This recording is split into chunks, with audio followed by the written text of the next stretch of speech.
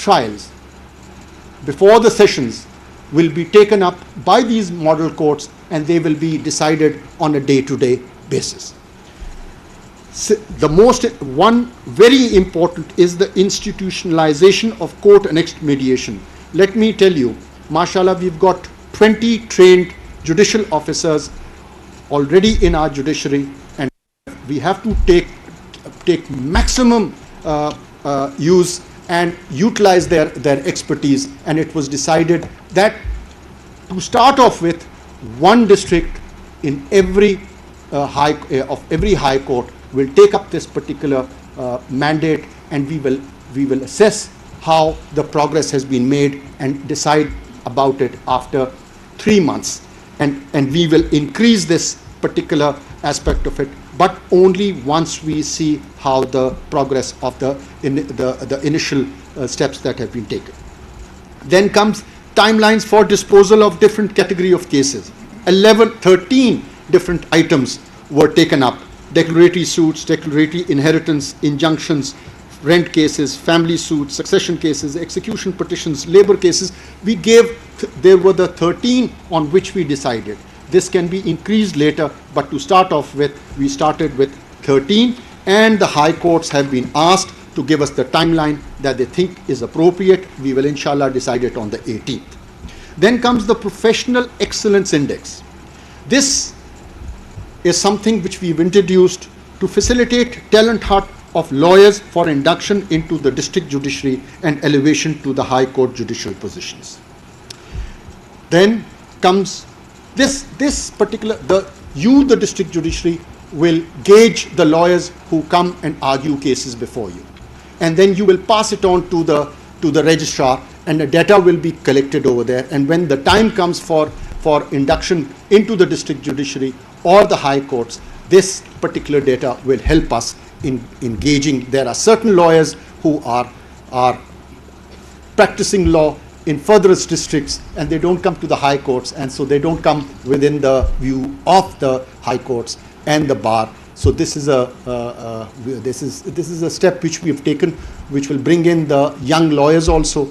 They will be given an opportunity, and those who are let's put it this way, who are apolitical and have no political affiliation, and they are genuinely professional lawyers.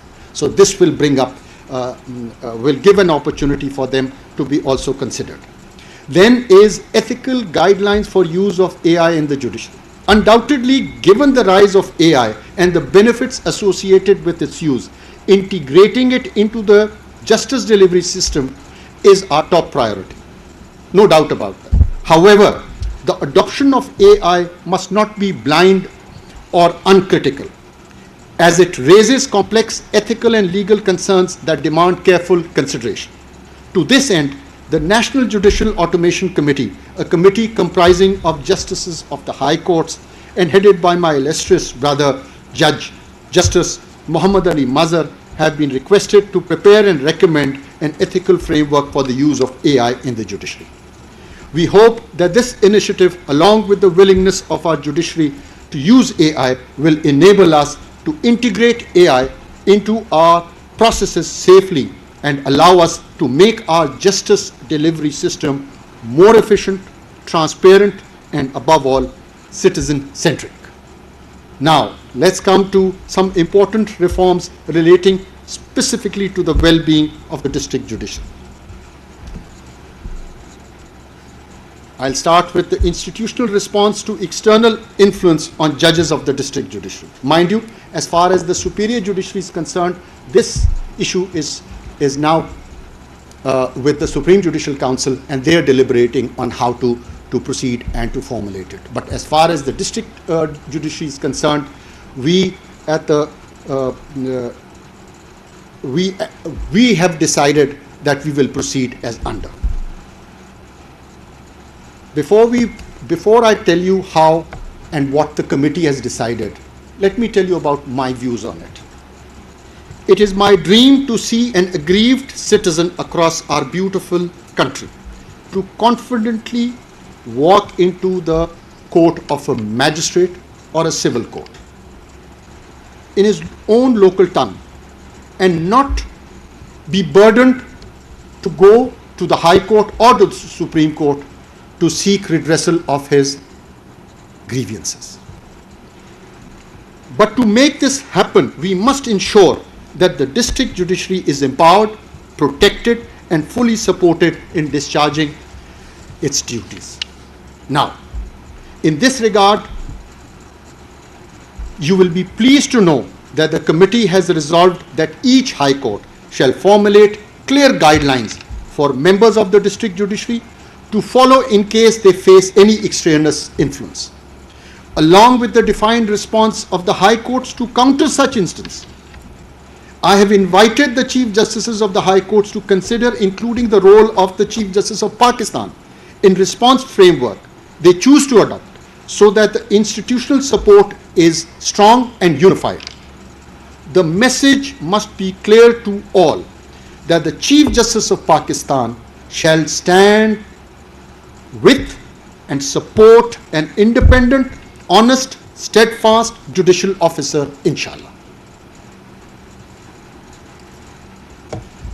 Let's come to some less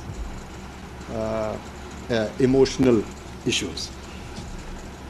This is regarding performance evaluation of district judiciary, standardization of recruitment mechanism of district judiciary policy forum, parity in terms and condition of service of district judiciary, access to international exposure opportunities. These were issues when I used to go to these remote areas and meet the judicial officers over there.